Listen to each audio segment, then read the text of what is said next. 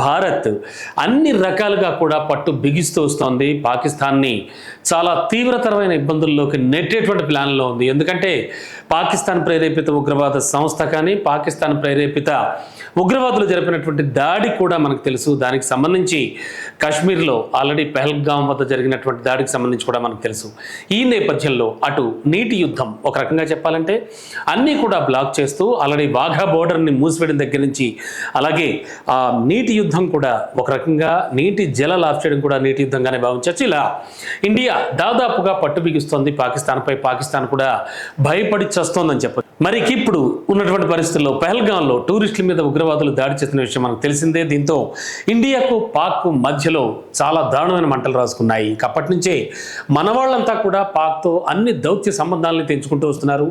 ఇక పాకిస్తాన్లో తయారయ్యేవి కానీ, లేదా అక్కడి నుంచి ఇండియాకు వచ్చేటువంటి ఏ ఒక్క వస్తువును కూడా డైరెక్ట్గా కానీ ఇండైరెక్ట్గా కానీ ఇంపోర్ట్ చేసుకోం. ఇదివరకే పర్మిషన్ ఉన్నా సరే, ఫ్రీగా వచ్చేవైనా సరే పాకిస్తాన్ నుంచి ఏవి కూడా రానివ్వమంటూ ఈ రూల్ ఇప్పుడే అమల్లోకి వస్తుందంటూ చెప్పింది. మళ్ళీ చెప్పేంత వరకు ఇట్లానే ఉంటుందని చెప్తోంది. ఒకవేళ ఎవరికైనా ఏమైనా మినహాయింపులు కావాలంటే కనుక ముందుగానే ఇండియా గవర్నమెంట్ పర్మిషన్ తీసుకోవాలి అంటూ కూడా వాణిజ్య మంత్రిత్వ శాఖ తమ ఆర్డర్లో తేల్చి చెప్పేసింది. మరి ఇండియా పాక్ మధ్య జరిగేటువంటి ఆ వ్యాపారానికి ఒకే ఒక దారి ఉండేది, అదే అటారీ వాఘా బోర్డర్. మరి దీన్ని కాస్త మూసివేశారు. ఇది 2019లో పుల్వామాలో బాంబు పేలుడు జరిగినప్పటి నుంచే పాకిస్తాన్ నుంచి మనం చాలా తక్కువ వస్తువులే తెచ్చుకుంటూ ఉన్నాం. అయితే పాక్ వస్తువులపై మన గవర్నమెంట్ ఏకంగా 200% ట్యాక్స్ వేస్తుంది. కొన్ని రకాల మందులు కావచ్చు, పళ్ళు కావచ్చు, నూనె గింజలు కావచ్చు, ఇలాంటివే కొన్ని తెచ్చుకుంటూ ఉన్నాం. అయితే కొన్ని లెక్కల ప్రకారం చూసినా ఈ దిగుమతులు చాలా తక్కువే అని చెప్పాలి.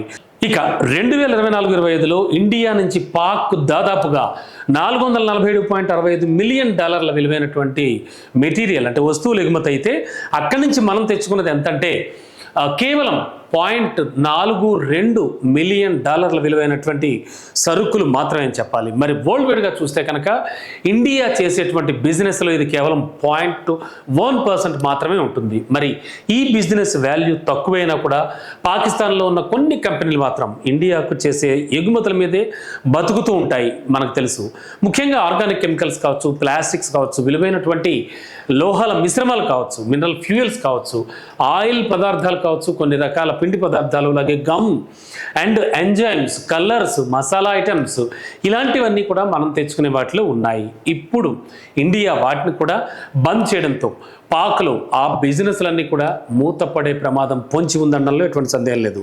ఇంకోవైపు చూస్తే పాకిస్తాన్ జెండా ఉన్న ఓడలు ఇండియా పోర్టుల్లోకి రావడానికి కూడా మన గవర్నమెంట్ పర్మిషన్ ఇవ్వట్లేదు, నిరాకరిస్తోంది. మరి ఈ రూల్ కూడా ఇప్పుడే అమల్లోకి వస్తోందని చెప్పారు. అంతేకాదు ఇండియా ఓడలు కూడా పాక్ పోర్టుల్లోకి వెళ్ళకూడదంటూ కూడా తేల్చి చెప్పేశారు. అంటే ఇక మీదట చూస్తే సముద్రం కూడా, అంటే ఓషన్ ద్వారా కూడా వాళ్ళకి మనకి ఎలాంటి సంబంధం ఉండదన్నమాట. సో అంటే అర్థం ఏంటంటే ఆల్రెడీ మనకి గగనతలాన్ని మూసివేయడం కానీ, ఆ తర్వాత ఇప్పుడున్నటువంటి సిచ్యువేషన్లో చూస్తే కనుక పాకిస్తాన్కి సంబంధించినంత వరకు కూడా మొత్తం ఇంపోర్ట్స్ బ్యాన్ చేయడం, అంటే వాణిజ్యపరమైన సంబంధాలు ఒక దేశం నుంచి మరో దేశానికి కట్ అవ్వడం అంటే ఇది చాలా సీరియస్ ఇష్యూ ఫారిన్ అఫైర్స్కి సంబంధించినంత వరకు.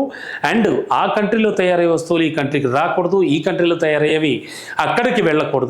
ఇవి మాత్రం చాలా కట్టుదిట్టమైన ఆంక్షలు విధించింది ఇండియన్ గవర్నమెంట్. మొత్తానికి పాకిస్తాన్ అయితే దిగ్బంధనం చేస్తోంది. ఒక రకంగా అప్రకటిత వారని చెప్పచ్చు. అఫ్ కోర్స్ ఇలాంటి వాటితోనే భారత్ ఒక తెలివైనటువంటి యుద్ధాన్ని కూడా ప్రకటించిందని చెప్పచ్చు పాకిస్తాన్పై. ప్రస్తుతానికి పాకిస్తాన్ మీద మనం మొదటి నుంచి కూడా గమనిస్తే కనుక అక్కడ పెహల్గాంలో ఘటన జరిగిన తర్వాత పాకిస్తాన్పై చాలా సీరియస్గా ఉన్న భారత్ మాత్రం ఇటువంటి చాలా కఠినమైనటువంటి డెసిషన్స్ అయితే తీసుకుంటోంది. ముఖ్యంగా వాఘా బోర్డర్ని క్లోజ్ చేయడంతోనే చాలా వరకు మెటీరియల్, అంటే ఆన్ రోడ్ వచ్చేటువంటి రవాణా సౌకర్యం అంతా కూడా ఆగిపోయింది. పాకిస్తాన్ నుంచి వచ్చేవన్నీ కూడా ఆగిపోయాయి. ఇప్పుడు తాజాగా అంటే ఇప్పుడు తీసుకున్నటువంటి ఈ డెసిషన్ వల్ల పాకిస్తాన్కి మాత్రం చాలా బీభత్సమైన నష్టమే వాటిల్లే ప్రమాదం ఉందంటున్నారు. చూద్దాం ఇంకా ఇండియా ఎలాంటి డెసిషన్స్ తీసుకుని పాకిస్తాన్కి సంబంధించినంత కూడా కట్టడి చేయడానికి ప్రయత్నిస్తోంది. మరి పాకిస్తాన్ కూడా ఏ విధంగా ఆలోచిస్తోంది? ఆల్రెడీ ఇప్పటికే వాళ్ళంతా చాలా భయపడుతూ ఉన్నారు.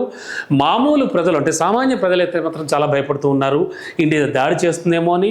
బట్ అటు గవర్నమెంట్ కూడా, అంటే అక్కడ సైనిక పాలన వాళ్ళంతా కూడా చాలా ఆలోచిస్తూ ఉన్నారు. ఎటువంటి ఎఫెక్ట్ పడుతుంది అనేది. బట్ వాళ్ళు కూడా సమాయత్తంగానే ఉన్నారు.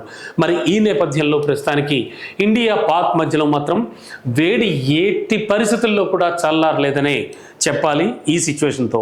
అండ్ నెక్స్ట్ ఇండియా స్టెప్ ఎలా ఉండబోతోంది అనేది మాత్రం విశ్లేషకులంతా విశ్లేషిస్తూ ఉన్నారు. లెట్స్ వెయిట్ అండ్ సీ ఏం జరగబోతోందో.